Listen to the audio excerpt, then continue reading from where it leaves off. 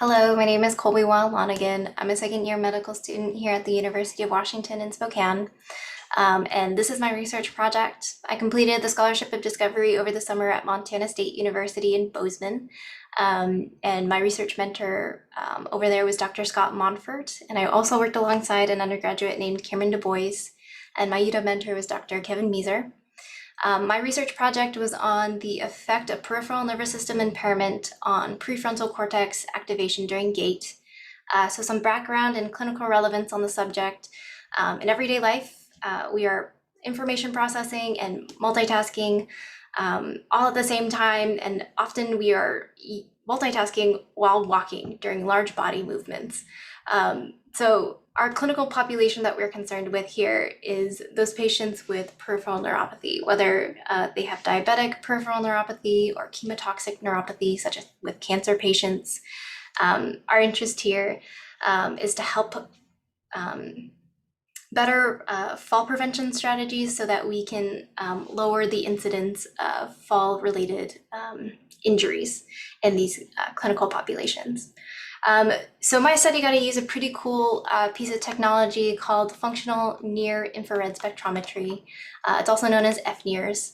It uses infrared light to measure blood oxygenation and deoxygenation in hemoglobin in specific parts of the brain. So in this study, we really focused on the prefrontal cortex so that we can quantify changes in brain activation. So some previous research using this technology has shown that dual task walking, so walking with a cognitive load, aka multitasking, has been correlated with increased oxygenation of hemoglobin in the prefrontal cortex compared to a single task, aka just walking baseline.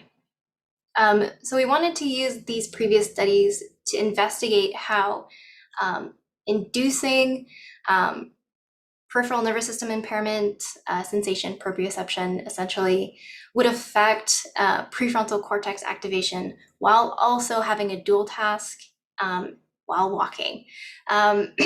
So we set out to investigate this with healthy populations, so no one with any peripheral neuropathy or any focal impairments, to kind of understand this relationship so we could better enhance fall prevention strategies. So pretty cool. You can induce peripheral nervous system impairments in healthy populations by vibrating their ankle and calf musculature. So that's a picture here in the center of the poster of a participant wearing 2 motors per leg. When the motors are on, it's pretty cool. It essentially disrupts their sense of proprioception. So that's what we used to disrupt PNS impairment or PNS sensation. And we also used a dual task that would require the participant to continuously subtract out loud from a 3-digit number by sevens. So they have to continuously say that out loud while they're walking. And that was considered our cognitive load or multitask. Our conditions here, we had 4 conditions. We had vibration plus a single task, vibration plus a dual task, and then no vibration, single task, and dual task, just so we could isolate those conditions separately.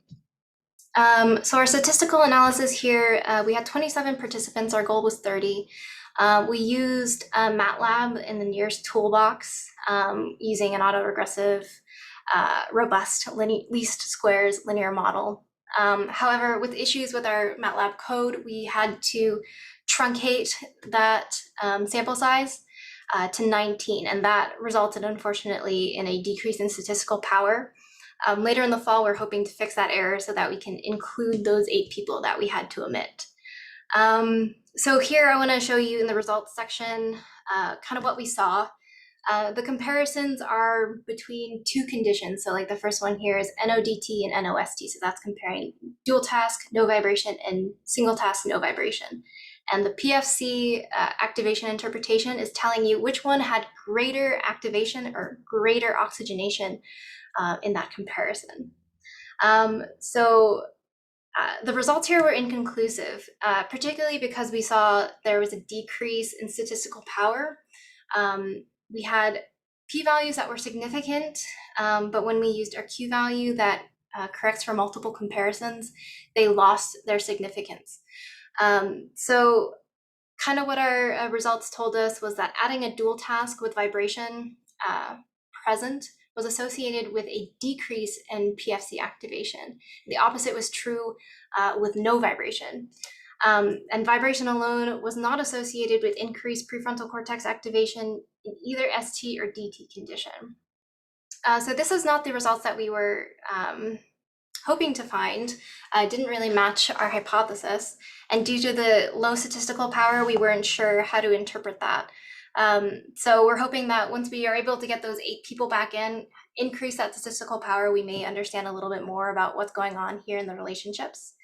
But we did hypothesize that cortical blood stealing, which is a decrease in blood flow without affecting underlying neuronal activity, could mask the effect of DT walking on peripheral nervous or prefrontal cortex activation with and without vibration. So this would potentially explain why we see a decrease in hemoglobin oxygenation concentrations during vibration conditions. And like I said here, we're waiting on 3 more participants to get our 30 goal of healthy participants, and then also adding those 8 participants back from our quality control analysis. But current evidence at this moment does not support that isolated vibration influences peripheral or prefrontal cortex activation. Other cortical areas, however, could display a significant hemodynamic response if investigated. So say checking the motor cortex, the somatosensory cortex, and so forth. That would be something that we would like to investigate in the future. But that's pretty much it. Let me know if you have questions. Feel free to email me. Thank you.